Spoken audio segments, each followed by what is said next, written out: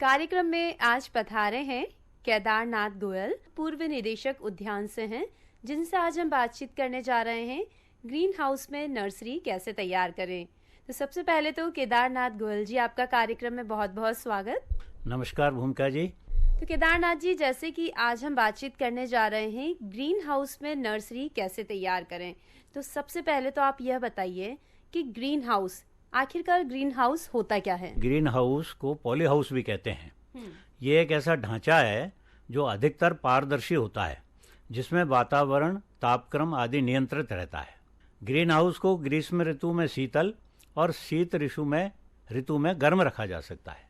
इसे ऐसी दशा में बनाते हैं जहां से सूर्य का प्रकाश अधिक से अधिक आ सके, क्योंकि सूर्य के द्वारा जो किरणें भेजी जा रही हैं उसको मिट्टी और पौधे पॉली हाउस के भीतर जो होते हैं उसको अवशोषित कर लेते हैं और ये ऊर्जा ग्रीन हाउस के अंदर कैद हो जाती है।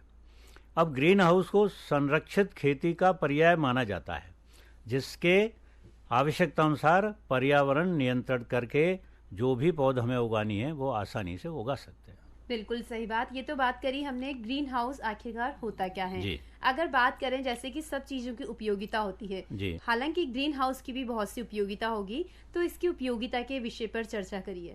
देखिए, जिन क्षेत्रों में परंपरागत खेती नहीं की जा सकती, उन परिस्थितियों में फल सब्जी उत्पादन की संभावना बढ़ जाती है ग्रीन हाउस से। कोई भी सब्जी कहीं भी बेमौसम में की जा सकती है। अगेती खेती के लिए पौध तैयार करके खेतों में रुपाई करके अधिक मुनाफा कमा सकता है किसान।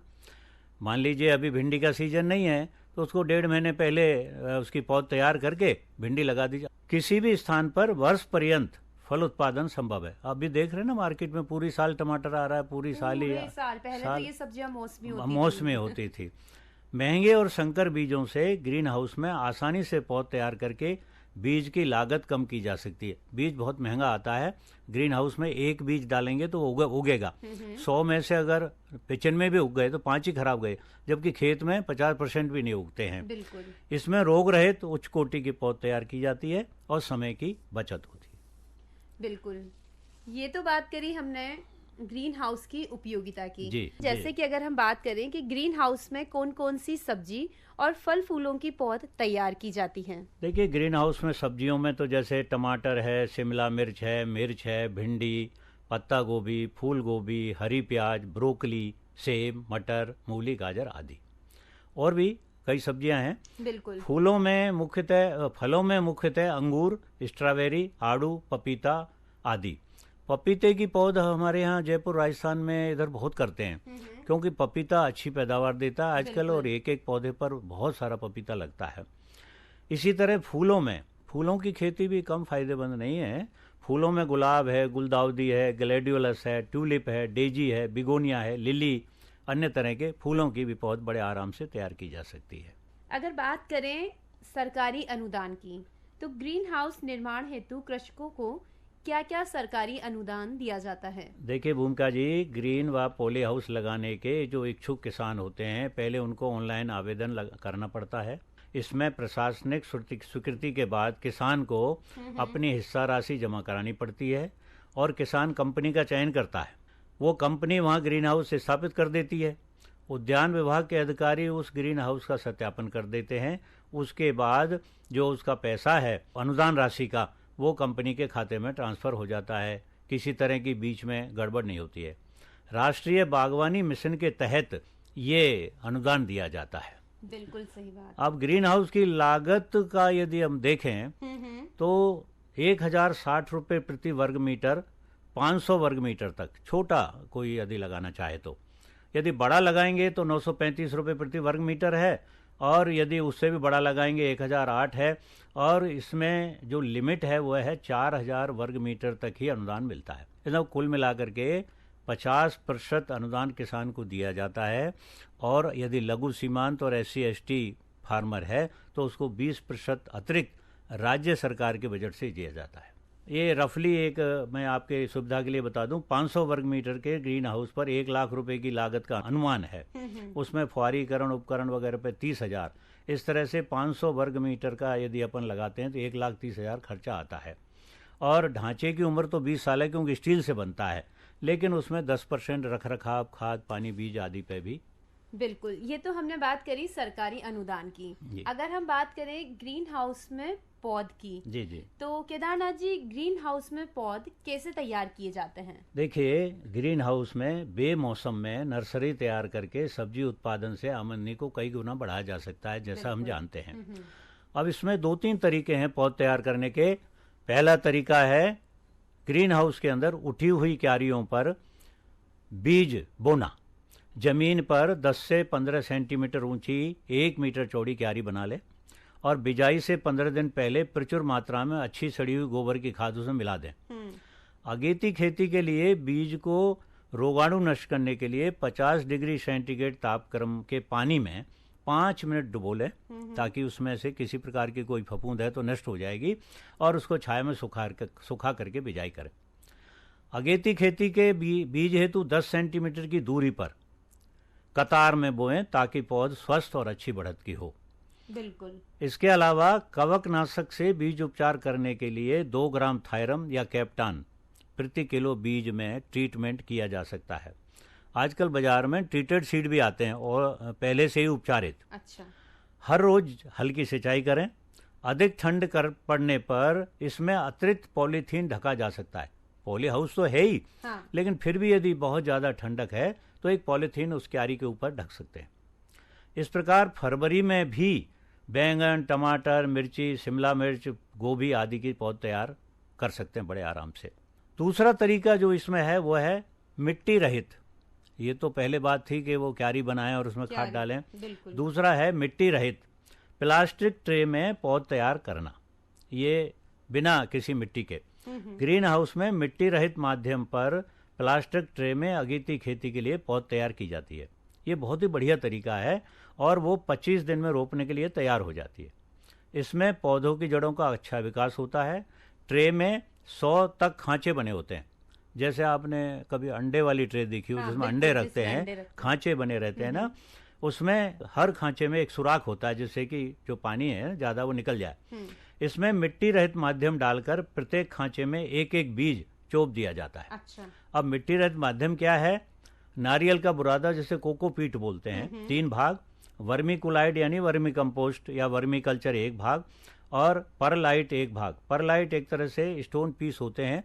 अगर वो ना हो तो एक सुविधा है किसान भाइयों को कि वो ईंट के टुकड़ों से भी ये तैयार कर सकते हैं। वैसे बाजार में परलाइट आता है।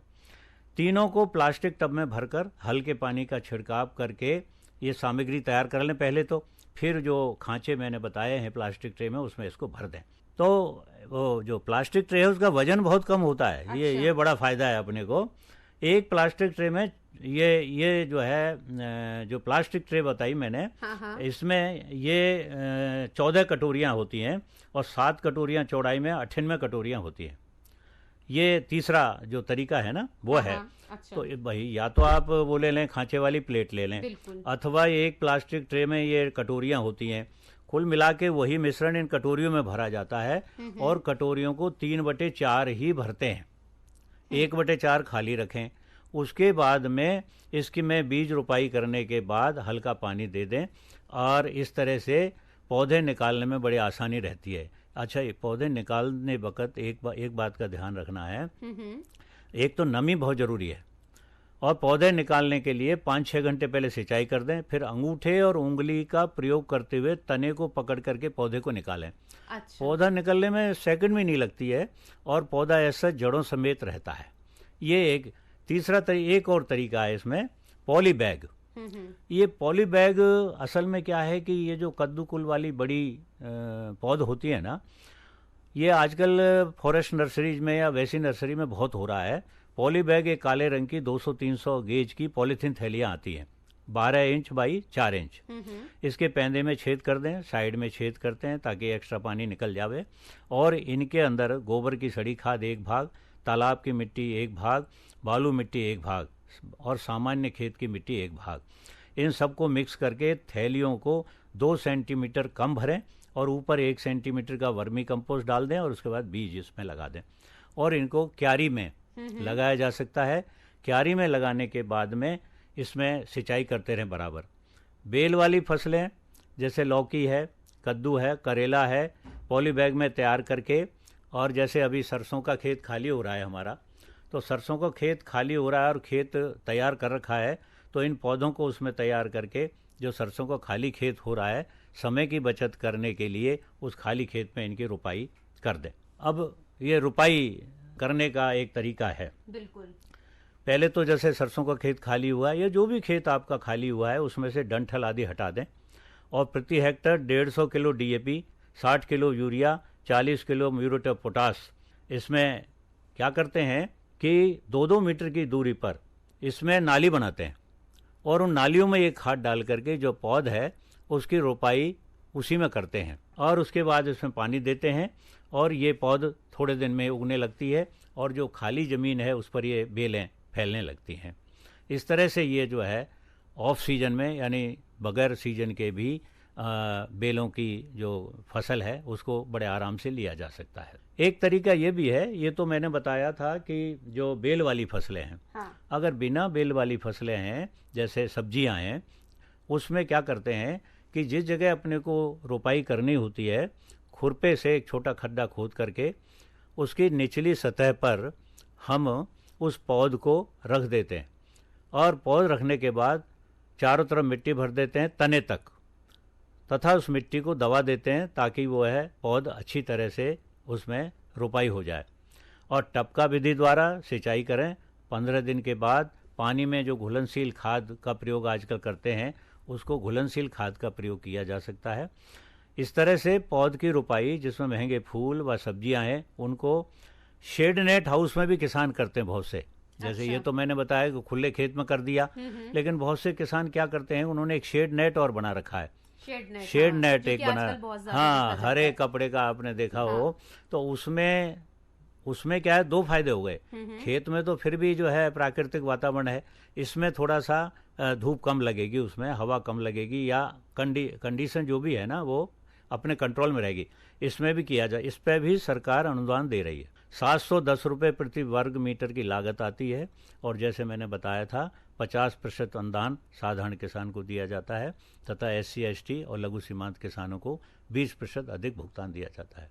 बहुत से किसान ग्रीन हाउस बनाने की बजाय शेड हाउस ही बनाते हैं और शेड हाउस थोड़ा हल्का पड़ता है, मेंटेनेंस भी उसकी कम होती है। इस तरह से जो है इसको काम में लेते हैं। अगर बात करें इसकी देखभाल की, तो ग्रीन हाउस की देखभाल, या हम कह सकते हैं पॉली हाउस की देखभाल कैसे कर सकते हैं? देखिए, देखभाल बहुत ज़रूरी है। ग्रीन हाउस चूँकि काफ़ी रुपए में बनता है, लाखों रुपए का में बनता है, तो इसके लिए इसकी जो है रखरखाव बहुत ज़रूरी है। पॉली हाउस या ग्रीन हाउस जिसको बोलते हैं, उसके आवरण यदि कहीं से फट गया है तो उसकी मरम्मत करना ज़रूरी है, नहीं तो जो हमने जो उसका टेम्परेचर मेंटेन किया हुआ है या नमी मेंटेन की हुई है वो निकल जाएगी। इसके अलावा ग्रीन हाउस में पंखे, पंप, इनकी सर्विसिंग कराएं, पानी की टंकी की सफाई करें। और एक बात विशेष ध्यान में रखने की है, ग्रीन हाउस के पास एक दरवाज़ा या छोटा सा कक्ष बनाएं, जिसको वेटिंग रूम बोलते हैं। हाँ। उसमें एक हल्की जाली लगाएं, आइसोलेशन रूम भी बोलते हैं। उस जाली से क्या होगा कि जब भी आप दरवाजा खोलेंगे ना, तो बाहर के कीड़े मच्छर उसमें नहीं जाएंगे ग्रीन हाउस में। ये तो बहुत ही अच्छी बात है। इसलिए वो उसको आइसोलेशन रूम बोलते हैं। अच्छा। जैसे ऑपरेशन थिएटर के बाहर डॉक्टर बना देते हैं ना, ये बहुत जरूरी है। इस तरह से किसान भाई आज के मौसम में जब खेती में पैदावार कम है, ये ग्रीन हाउस और पॉली हाउस की तकनीकी काम में लेकर के अधिक से अधिक पैदावार बढ़ाएं। और लोगों ने तो बहुत पैदावार बढ़ाई है। एक टमाटर के फल पर 10-10, 15, 20-20 किलो टमाटर वो ले रहे हैं, क्योंकि बढ़िया से बढ़िया जो संकर बीज है, अच्छे महंगे, उनको इस पॉली हाउस में रोपण करते हैं, पौध बना लेते हैं और उसके बाद उसकी रोपाई करके ये जो है पैदावार काम में लेते हैं। इस तरह से जो है किसानों को इसमें बहुत फायदा है। वाह भाई वाह, बहुत ही बढ़िया सी जानकारी दी केदारनाथ गोयल जी कि भाई किस तरीके से ग्रीन हाउस में हमारे जो किसान हैं वो नर्सरी तैयार कर सकते हैं। केदारनाथ जी, आप आपका कीमती समय निकालकर हमारे कार्यक्रम में आए, किसान भाई बहनों के साथ इतनी बढ़िया जानकारी साझा करी, इसके लिए आपका बहुत बहुत धन्यवाद।